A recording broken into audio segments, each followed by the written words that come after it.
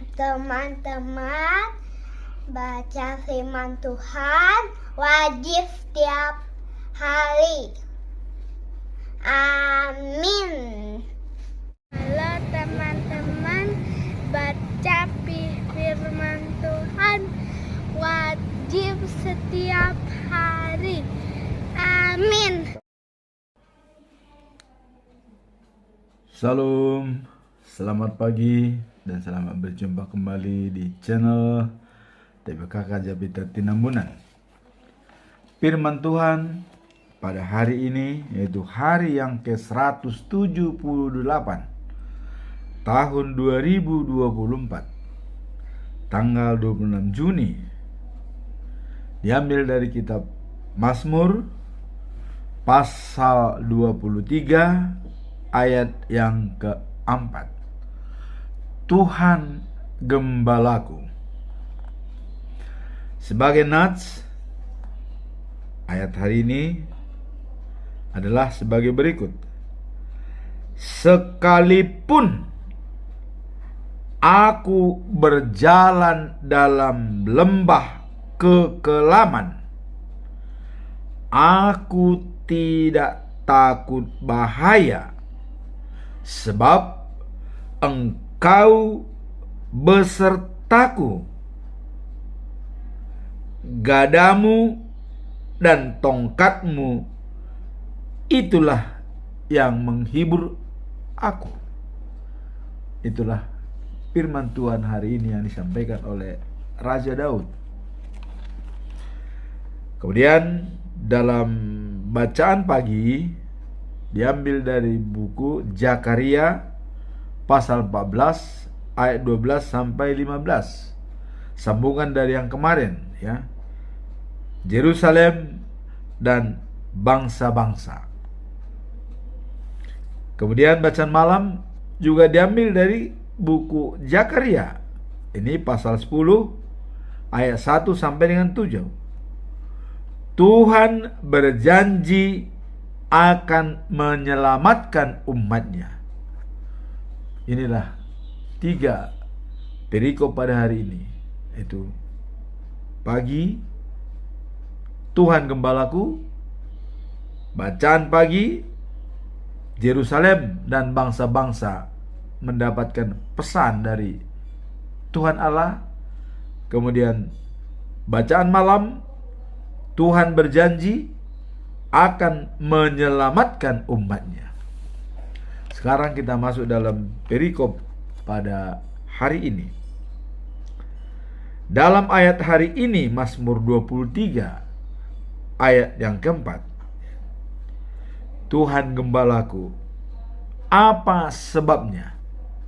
Raja Daud mengatakan Tuhan gembalaku. Coba kita lihat bagaimana kisah daripada Raja Daud, ya. Raja Daud adalah seorang penggembala, ya.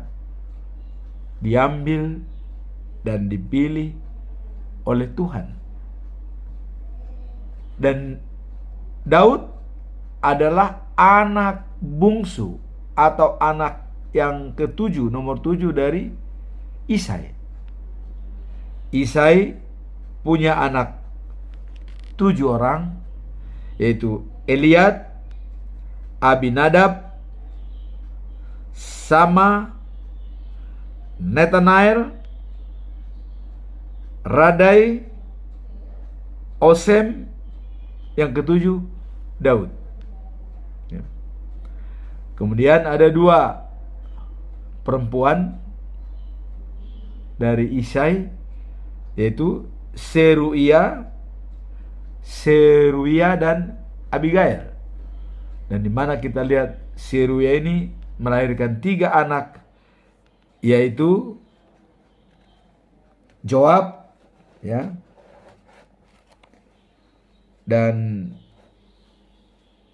Abisai, dan yang terakhir Asel. Jadi Abisai yang pertama, Joab yang kedua, dan Asel yang ketiga. Ini masih keluarga atau keponakan daripada Daud, ya, karena anak daripada adiknya perempuan. Nah, coba kita lihat kisah Raja Daud. Bagaimana sebenarnya Raja Daud ini, ya. Nah, yang unik pertama adalah Raja Daud, ya, mengalahkan Goliat. Jadi waktu bertemu dengan Raja Saul, ya, siapa yang boleh mengalahkan Goliat? Itu pengumuman daripada Raja Saul, karena bangsa Israel sangat ditekan oleh seorang Goliat, ya. Nah, yang tingginya ini sama dengan 6 hasta ditambah 1 jengkal. Berarti kalau kita ukur 1 hasta itu 60 cm, ya, dan 1 jengkal itu kira-kira 10 cm, ya. Berarti tingginya itu sama dengan 3,7 meter. Itulah Goliat, manusia raksasa. Dan tidak ada yang bisa mengalahkan. Dia orang Palestina, ya, dan dari Gad. Nah, kemudian dikeluarlah pengumuman Raja Saul. Siapa yang bisa mengalahkan Goliat? Datanglah Daud, ya, sebagai penggembala yang kecil, tapi dia punya alat, yaitu ambalang, yang bisa pakai batu diputar dan dilempar, mati. Nah, Goliat bisa mati oleh Daud dengan alat tersebut. Nah, jadi dengan demikian Daud mulai terkenal di bangsa Yehuda, ya. Kemudian yang kedua, ya, waktu Daud mengalahkan banyak atau beribu-ribu, bahkan berpuluh ribu orang Palestina, ya, itu bangsa Israel itu sangat gembira. Khususnya para perempuan-perempuan itu menari-nari, ya, sambil bersiul dan mengatakan bahwa Saul, katanya, mengalahkan beribu-ribu musuh. Nah, tetapi Daud, ya, mengalahkan berlaksa-laksa. Artinya laksa-laksa itu puluh ribu, ya. Jadi berpuluh-puluh ribu. Berarti lebih hebat Daud daripada Saul. Nah, ini mengakibatkan Saul marah, ya. Dengan Saul marah, dia berencana untuk membunuh Daud. Berapa kali usaha dia untuk membunuh, ya. Daud bersembunyi di gua, ya.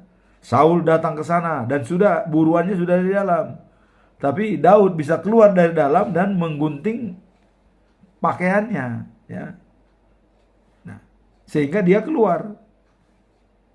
Lantas dibilang, saya kalau mau membunuh Saul bisa, tapi saya tidak lakukan. Daud tidak mau membunuh, ya. Tidak mau membunuh dia. Nah, kemudian dia berkawan dengan Jonatan, ya. Jadi Daud ini berteman dengan Jonatan, anak paling sulung oleh Saul, ya. Nah, karena Raja Saul selalu memburu-buru Daud, maka Jonatan bicara kepada ayahnya, ya. Daud itu orang baik. Dia tidak pernah mau bermusuhan dengan raja baginda, katanya, ya. Nah, itu diyakinkan oleh Jonatan Saul supaya dia tidak ada rencana sedikit pun untuk membunuh Daud, karena Daud itu baik hati. Nah, pada saat itu Raja Saul sudah, oke, saya berjanji tidak bunuh. Tapi habis itu muncul lagi amarahnya dia membunuh lagi, ya.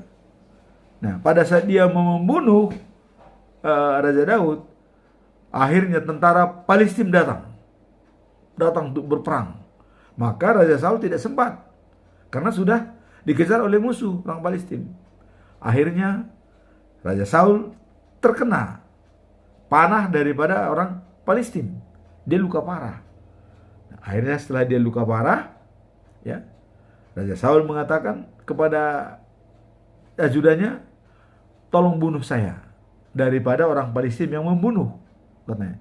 Tapi ajudannya nggak mau. Lantas Saul membunuh dengan pedangnya sendiri dan dia mati. Dan ajudannya kalau melihat rajanya mati, dia pun bunuh diri, ikut mati. Nah, itulah kisah Raja Saul dengan Daud. Nah, kemudian Daud juga ada penderitaan dalam keluarga. Ya. Dalam keluarga dia menderita. Apa penderitaannya? Ya. Waktu pertama itu dia sangat sedih waktu Absalom, ya, mengundang semua kakaknya dan adik-adiknya suatu pesta. Dia mempersiapkan, dia minta izin kepada Daud. Raja, katanya, tolong izinkan mereka datang ke pesta saya. Padahal di situ sudah ada niat jahat daripada Absalom, ya. Nah, kenapa ada niat jahat daripada Absalom? Karena setahun sebelumnya Amnon, ya, sebagai anak sulung daripada Daud, itu memperkosa Itamar. Nah, yang Itamar ini adalah adik daripada Absalom, nah, adiknya yang orang tua mereka Maaka, ya, dari putri Raja Gesur, ya, putri Raja Gesur. Nah, dengan dendam itu Absalom mengundang mereka rencana untuk membunuh Amnon. Terjadi pesta, ya, diadakanlah pesta oleh Absalom. Akhirnya Amnon disuruh dibunuh oleh petugasnya, petugas Absalom dibunuh, sehingga mereka semua ketakutan dan lari, ya, kabur. Nah, akhirnya Raja Daud bersedih dengan mendengar bahwa Amnon meninggal. Nah, jadi berita sebelumnya dikatakan semua mati, anak-anakmu, katanya, padahal hanya satu orang yang mati, cuman Amnon. Nah, akhirnya Absalom pergi ke Gesur, ke rumah mertuanya karena ketakutan, ya. Nah, sedangkan Raja Daud sangat bersedih dengan kematian Amnon. Nah, kemudian setelah Absalom pulang ke tempat kerajaan Raja Daud, ya, di Yerusalem. Nah, bahwa Raja Daud kembali hatinya dari dia benci sama si Absalom, tapi dia sayang kembali, sehingga Absalom dipanggil datang. Nah, tapi Absalom yang tidak tahu diri, inilah yang tidak hormat pada orang tua. Nah, kenapa saya katakan Absalom tidak tahu diri? Dia sebagai anak daripada Daud harusnya menghormati bapaknya sebagai raja. Bahkan Absalom mau mengkudeta Raja Daud, ya. Bagaimana caranya? Jadi semua orang, ya, yang mau laporan kepada Raja Daud di stop. Udah, saya yang menghakimi, saya yang melayani. Nah, jadi semua persoalan-persoalan itu sampai kepada Absalom, tidak lagi sampai kepada Raja Daud. Wah, Raja Daud juga akhirnya kabur Raja Daud karena melihat gelagat ini, ya. Nah, jadi Absalom sudah mulai ada rencana jahat. Bahkan gundiknya Raja Daud di istananya itu, ya, Yerusalem, di istananya, gundiknya itu adalah, coba, masa anak mempermainkan gundiknya? Atau maaf kata ini, ya, bersetubuh dengan para gundiknya? Wah, ini nggak benar. Itulah Absalom. Nah, sehingga dengan adanya rencana jahat daripada Absalom ini diketahui oleh Joab. Nah, Joab tadi adalah merupakan bere daripada Daud, atau anak daripada itonya yang namanya Seruya, ya, punya anak 3, Abisai, ya, Joab dan Ahasel. Nah, Joab mencium ini sehingga mengatakan kepada Raja Daud, wah, ini Absalom ini kurang ajar nih. Nah, udah gawat ini, kira-kira begitu. Nah, akhirnya, ya, waktu datang musuh, akhirnya eh, Absalom dengan kereta kudanya, ya, dia melarikan diri. Akhirnya keretanya terus lari, tapi rambutnya nyangkut ke pohon sehingga dia tergantung. Begitu.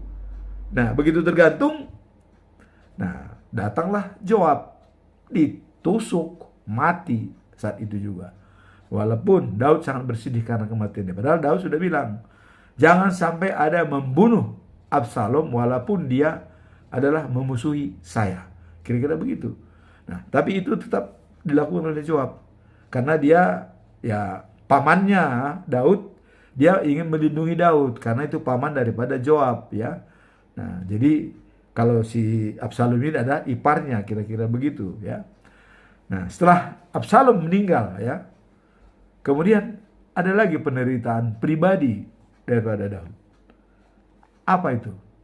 Ya, Daud adalah merebut istri Uria, yaitu Betseba, ya. Waktu Betseba itu mandi, dilihat badannya bagus, mulus, oh siapa itu? Betseba. Maka ada rencana jahat Daud, direncanakanlah supaya Uria.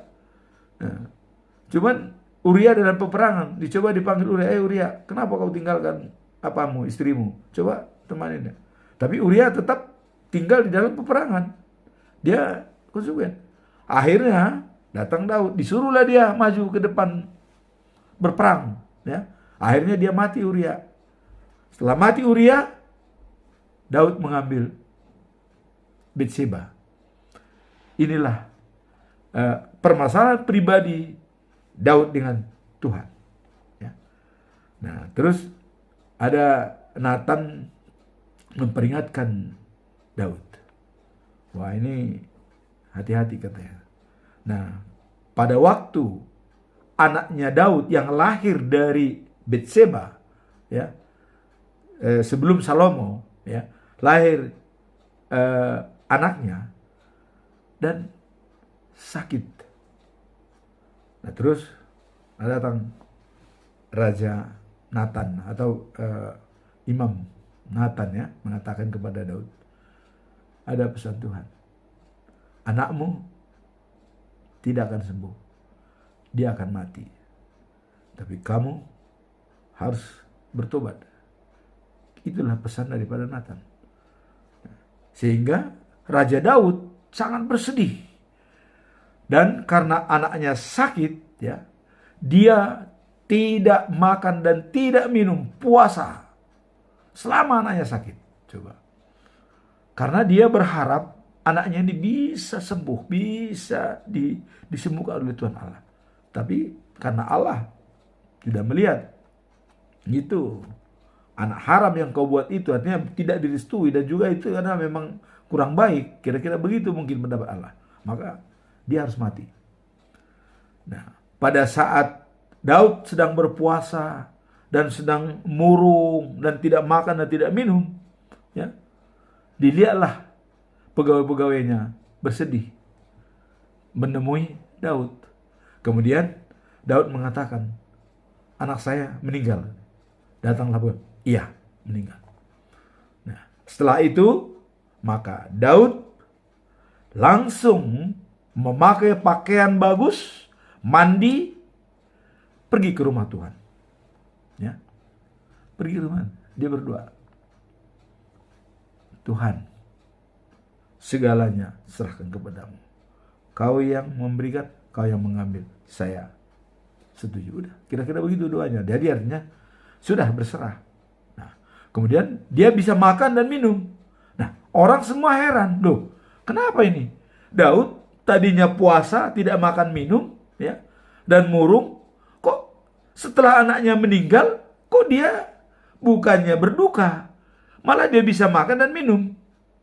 Nah, apa jawaban Daud? Setelah ditanya oleh kenapa Raja Baginda, setelah waktu anakmu sakit, kau murung dan bersedih. Tapi setelah anakmu meninggal, kamu kok gembira, bahkan bisa makan. Apa? Nah, Daud mengatakan, kenapa saya murung dan puasa pada saat dia sakit? Karena saya anggap dengan demikian Tuhan tuh belas kasihan kepada saya katanya, sehingga dia bisa hidup. Tapi sekarang ya, dia yang memberikan, dia yang mengambil. Terus kalau saya menangis, apakah dia bisa kembali? Nggak mungkin. Dia nggak bisa akan kembali. Dia sudah pergi. Ngapain ditangisin? Nah, kira-kira begitu. Nah, akhirnya Raja Daud mulai dari situ dia kembali recover, ya. Nah, maka dalam ayat-ayat yang diberikan oleh Mazmur ini sangat begitu baik dalam Mazmur, ya. Dan Raja Daud sudah mengatakan dengan jelas, ya, kemurahan dan kebajikan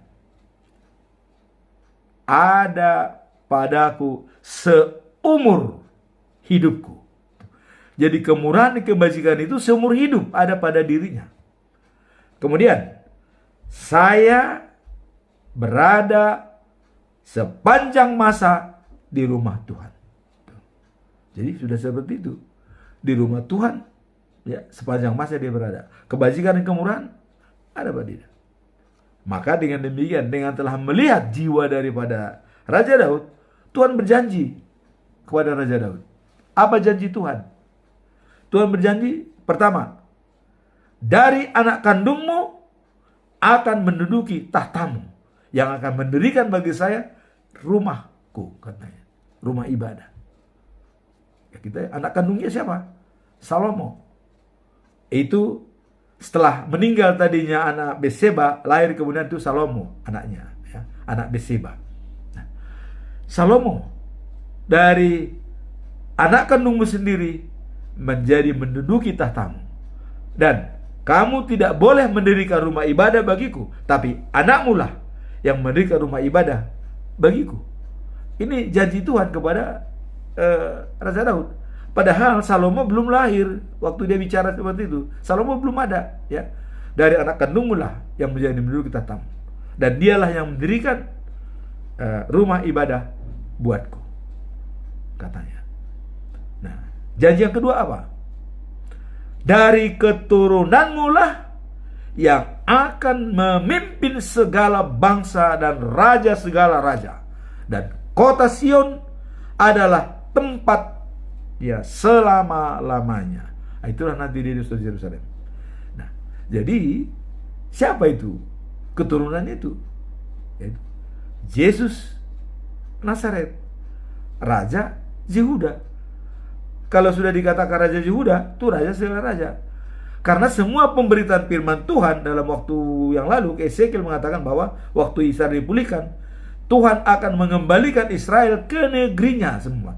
Satu pun tidak ada yang tinggal di Babel. Untuk memberitakan firman Tuhan ke seluruh bumi. Jadi pusat sentral itu adalah Yerusalem. Untuk penyebaran firman Tuhan. Pemberitaan daripada firman Tuhan Alkitab. Ya, perjanjian lama dan perjanjian baru. Dari sana pusatnya. Nah, inilah janji kedua. Dari keturunanmu. Itulah karena kesetiaan oleh Raja Daud kepada Tuhan, dia diberkati. Keturunanmu, anak kandungmu sendiri jadi pemimpin dan mendirikan rumah ibadah bagiku, Yerusalem. Nah, maka Raja Salomo adalah manusia yang paling bijak dan yang paling pintar dalam segala hal, ya, baik manusia sebelum dia maupun sesudah dia. Jadi tidak ada lagi seperti Raja Salomo, ya, kebolehan dia, ya. Nah, itu yang kata Tuhan. Nah, kemudian karena sayangnya Tuhan kepada Raja Daud, maka Raja Daud mengatakan bahwa dalam ayat hari ini, ya, Tuhan gembalaku. Apa maksud perikop ini? Bahwa Tuhan gembalaku, dia bilang. Kalau kita lihat dalam ayat, ya, sebelum ayat yang keempat, dikatakan Tuhan seperti seorang gembala bagiku, aku tidak kekurangan. Itu dikatakan oleh Daud. Kemudian, ia membaringkan aku di padang rumput yang hijau. Artinya memberikan yang terbaik bagi dia. Segalanya. Membaringkan dia di tempat rumput yang hijau. Nah, kemudian ia membimbing aku, ya, menuju air yang tenang. Ia memberiku kekuatan baru dan, ya, memulus aku, menuntun aku di jalan yang benar sesuai dengan janjinya. Menuntun Daud ke jalan yang benar sesuai dengan janjinya. Apa janjinya tadi? Bahwa anak kandungmu akan menduduki tahtamu, dari keturunanmu menjadi raja segala raja. Itulah Yesus, juru selamat kita. Dari keturunanmu, katanya. Nah, maka apa janji Tuhan pada Daud? Nah, itulah yang tadi. Nah, kemudian dari keturunanmu akan menjadi raja segala raja. Itulah Yesus, juru selamat. Nah, sehingga Daud memohon pada Tuhan. Apa permohonan Daud? Meskipun aku melalui lembah yang gelap. Jadi walaupun dia melalui lembah yang gelap, tantangan yang berat, artinya yang menutupi dia atau yang tidak. Lembah yang gelap, kalau lembah yang gelap kita tahu lembah yang gelap ya bagaimana? Lembah yang gelap. Ya, Bapak kita bayangkan, kita berjalan di lembah yang gelap. Ketakutan kan? Tapi dikatakan, meskipun aku melalui lembah yang gelap, aku tidak takut bahaya. Kemudian, sebab engkau melindungi aku, ya, seperti seorang gembala, ya, yang melindungi dombanya dengan tongkat dan gadamu. Jadi sudah seperti gembala dicontohkan itu melindungi. Karena gembala pun, ya, siapa gembala yang baik? Nah, Yesus. Jadi kalau tadi seperti gembala yang melindungi dombanya, seperti Yesus melindungi semua. Nah, karena seorang gembala yang baik tahu apa kebutuhan gembalanya.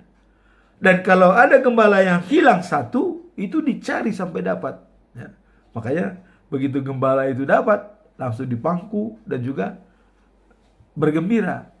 Nah, jadi dikatakan di sini adalah seperti seorang gembala melindungi dombanya dengan tongkat dan gada.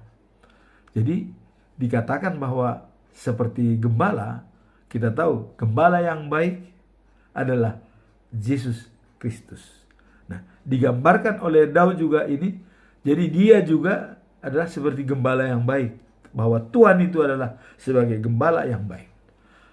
Dan itulah ayat hari ini dikatakan bahwa sekalipun aku berjalan dalam lembah kekelaman, aku tidak takut bahaya, sebab engkau besertaku. Gadamu dan tongkatmu, itulah yang menghibur aku. Jadi alat perlengkapan Tuhan, gada Tuhan dan juga tongkatnya, itu merupakan perlindungan. Nah, makanya sering kita lihat bahwa Mazmur mengatakan adalah firman-Mu pelita bagi kakiku dan terang bagi jalanku. Nah, inilah mengenai Tuhan gembalaku dengan perikop yang pertama. Nah, kemudian kita membaca bacaan pagi ya. Jadi bacaan pagi yaitu Zakaria pasal yang ke-14 ayat 12 sampai 13. Nah, kemarin kita sudah jelaskan bahwa dalam buku Zakaria ada 2 bagian penting.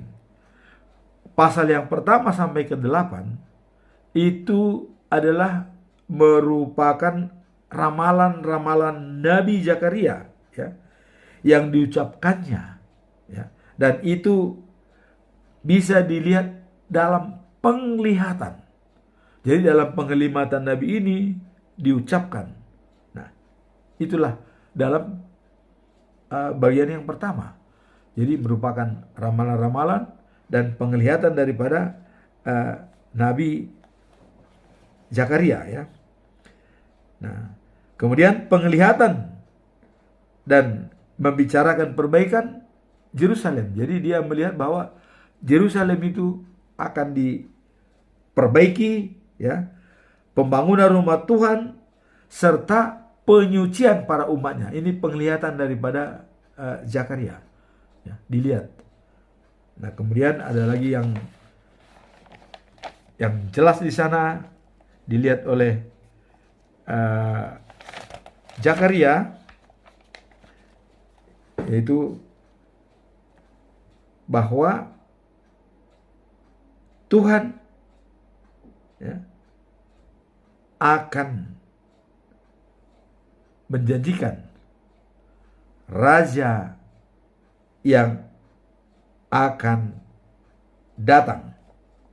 Jadi dijanjikan oleh Allah kepada umatnya ada raja yang akan datang.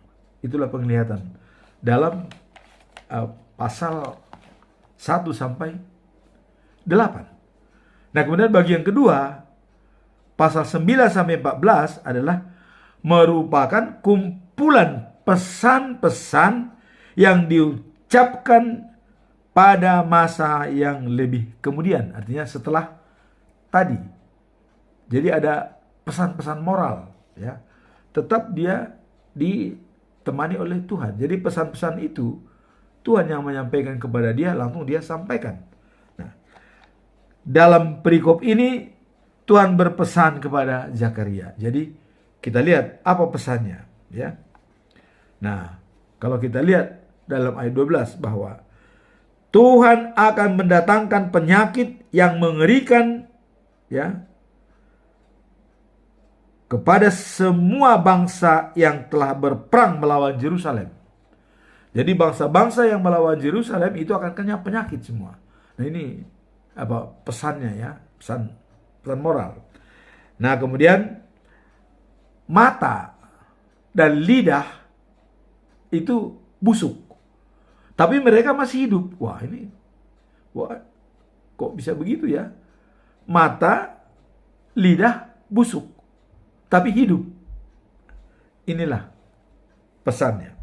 Kemudian pada hari itu Tuhan akan membuat bangsa-bangsa itu sangat kebingungan, ya, dan ketakutan, sehingga setiap orang akan menangkap temannya yang ada di sekelilingnya dan memeranginya.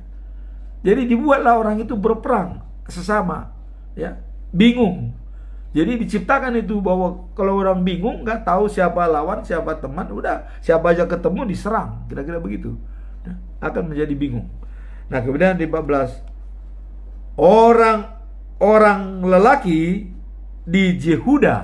Nah, ini Yehuda, orang lelaki di Yehuda akan berperang untuk membela Yerusalem sebagai barang rampasan. Jadi setelah dia membela Yerusalem dan ada barang rampasan, ya, mereka akan mengambil semua harta, ya, yaitu emas, perak, dan pakaian-pakaian, ya, yang bertumpuk-tumpuk. Nah, kemudian dalam ayat terakhir, ayat ke-15 dikatakan bahwa suatu penyakit yang dahsyat juga, ya, diam menerpa mereka, ya, dan membuat kudanya sakit, ya, begalnya, bajaknya sakit. Nah, kemudian unta dan keledai serta semua binatang di perkemahan musuh.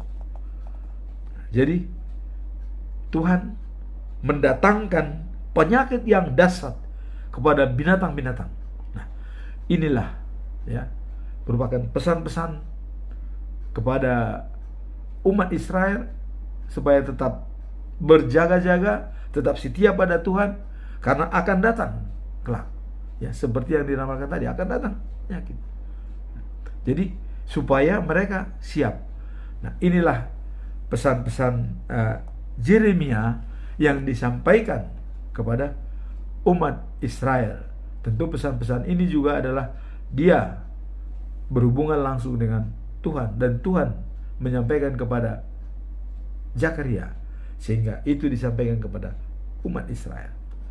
Nah, kemudian dalam bacaan malam ya, ini tetap diambil dari Zakaria supaya Zakaria ini mungkin lebih matang ya. Jadi bacaan malam itu Zakaria pasal 10 ayat 1 sampai 7.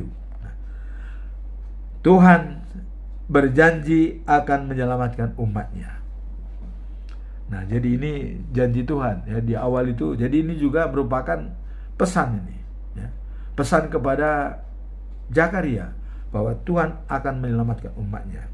Nah, dikatakan jika musim semi tiba, mintalah hujan kepada Tuhan supaya bisa ya memberikan hujan yang lebat ya, sehingga ladang-ladang menjadi hijau ya, dan segar bagi semua orang. Jadi kalau hujan datang, ladang-ladang hijau dan udara itu menjadi segar. Mintalah katanya ya. Ini pesan ini melalui Zakaria. Kemudian orang minta petunjuk kepada peramal-peramal. Nah, jadi ini ada juga orang minta petunjuk kepada peramal-peramal ya, dan juga berhala. Nah, tapi apa jawaban mereka?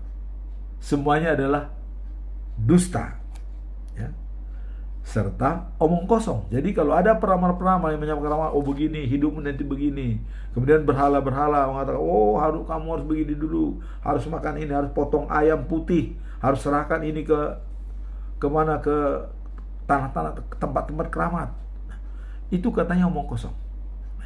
Sudah diingatkan ini ya, karena kalau mereka mau selamat jangan ikuti, kira-kira begitu. Nah, kemudian akibatnya rakyat tercerai-berai. Jadi dengan adanya ramalan, adanya penyembah berhala, rakyat tercerai-berai. Artinya tidak lagi satu fokus. Kalau wah kamu tuh begini, kamu tuh begini, ini begini. Jadi dengan peramal-peramal ini, dengan membuat mereka tuh berbeda satu sama lain, wah, saling iri, saling dengki. Nah, akhirnya tercerai-berai. Nah, kemudian domba mereka merana karena tidak punya pemimpin. Jadi rakyat tercerai-berai seperti domba yang tidak punya pemimpin. Nah, jadi kalau rakyat bercerai-berai tidak seperti domba, tidak punya pemimpin, tidak jelas kemana arahnya, kira-kira begitu. Nah, Tuhan marah sekali kepada penguasa yang memerintah umatku, dan mereka akan kuhukum. Nah, karena sudah cerai-berai, pemimpin yang tidak jelas, Tuhan marah. Dia akan dihukum. Kemudian ayat yang ke-3 ya, dan tapi penduduk Yehuda adalah milikku. Ah, ini sudah dikatakan. Dan aku Tuhan yang Maha Kuasa akan memelihara mereka. Akan kupilih penguasa, pemimpin, dan panglima yang akan memimpin mereka. Jadi Tuhan sendiri nantinya akan memelihara, karena itu adalah pilihan umatnya. Ya, itu adalah pilihan. Nah, kemudian penduduk Yehuda akan menang. Mereka berjuang karena aku. Jadi penduduk Yehuda akan menang kalau mereka berjuang karena aku. Jadi karena Tuhan lah mereka berjuang. Artinya percaya dengan Tuhan. Apa yang dikatakan Tuhan dilakukan. Nah, kemudian penduduk Yehuda akan dikuatkan. Kubawa mereka kembali ke negerinya karena aku sayang kepada mereka. Penduduk Yehuda dibawa ke negeri itu kemana? Ke Israel. Dari mana? Pembuangan Babel. Nah, jadi di Babel itu nanti akan didatangkan penyakit, akan macam-macam. Dan mereka akan berperang untuk mempertahankan negerinya semua. Mereka akan menang karena aku. Nah, jadi kalau mengandalkan Tuhan, pasti menang. Nah, kemudian ku perlakukan mereka seperti bangsa yang tak pernah ku ingkari. Jadi Tuhan setelah memenangkan orang-orang Yehuda yang ada di Babel itu nantinya akan diperlihatkan oleh Tuhan bahwa mereka tidak pernah kuingkari. Artinya mengembalikan citra baik daripada Israel, ya. Kemudian umat Israel akan seperti pahlawan yang kuat, seperti orang yang minum anggur, ya. Mereka akan gembira. Kelakuan mereka dari zaman ke zaman tak akan melupakan kemenangan ini yang kuberikan. Jadi itu sudah merupakan akan terpatri kepada bangsa Israel dari zaman ke zaman. Tidak akan melupakan Tuhan. Itulah maka dengan sayangnya Tuhan melihat Israel, diturunkanlah anaknya Yesus Kristus sebagai manusia dan semacam gambaran Allah. Dia sendiri turun ke bumi tapi dengan sosok manusia.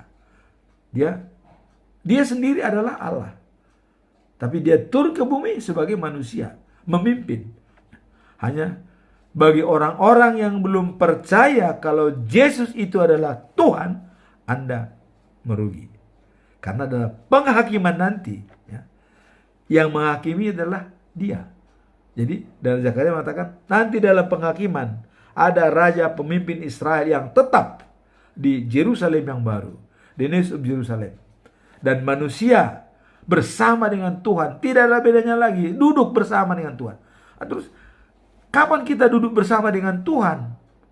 Nah, nanti. Tetapi bagaimana caranya kita bisa duduk bersama dengan Tuhan? Ya hanya melalui Yesus. Kalau tanpa kita melalui Yesus, tidak bisa duduk bersama dengan Tuhan Allah. Karena Yesus sendiri adalah Allah. Loh, kalau di dunia kita tidak mengakui dia Tuhan, bagaimana kita bisa duduk bersama dengan dia? Dia bangkit, ya, di surga. Dikatakan di sebelah kanan Allah Bapa. Dia sendiri Bapa itu. Dia sendiri. Kemudian setelah dia bangkit, dikirimkan Roh Kudus, ya. Roh Allah kepada manusia, penolong. Roh itu Yesus Allah satu kesatuan. Trinitatis. 3 tapi 1, ya. 3 sisi sama tapi satu kesatuan dalam bentuk.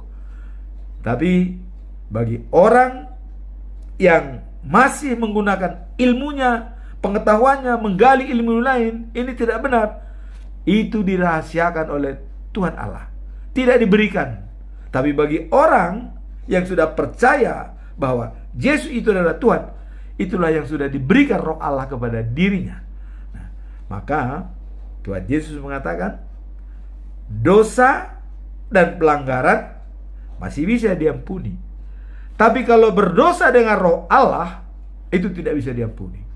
Nah, kalau berdosa dengan Roh Allah, yaitu tadi tidak percaya kepada Yesus, itu berdosa kepada Roh Allah. Nggak bisa diampuni. Ya terus bagaimana bisa mengampuni? Orang dia nggak percaya kok. Kira-kira begitu. Nah, Inilah firman Tuhan pada hari ini. Semoga kita semua bisa mengimaninya, bahwa kebesaran firman Tuhan itu adalah sangat-sangat agung, ya. Yeriko pertama tadi adalah Tuhan gembalaku. Pengalaman daripada Raja Daud yang ditimpa oleh musuh, ditimpa oleh raja teman sendiri, ditimpa oleh anak sendiri, dan ada penderitaan sendiri. Tapi dia bangkit kembali, ya.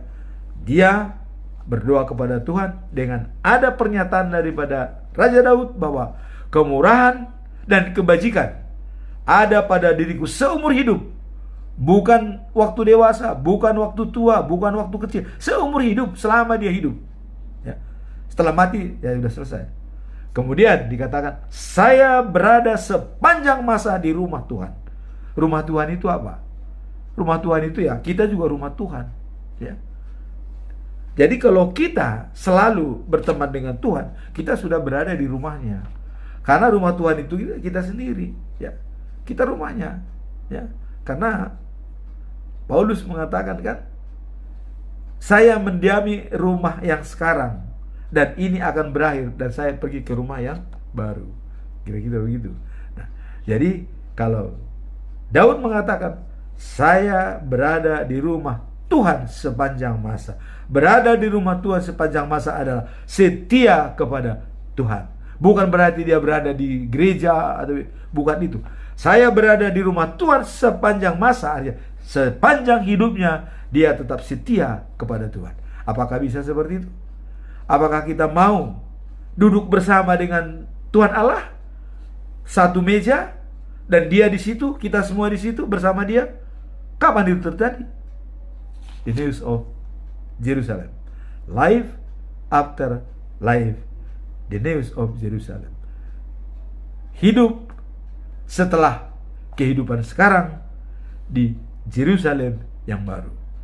Selamat bagi orang-orang yang menerima undangan dari Tuhan Allah dalam perjamuan pesta yang disediakan di Yerusalem yang baru, dengan makanan daging yang gemuk-gemuk dan meminum anggur yang berkualitas.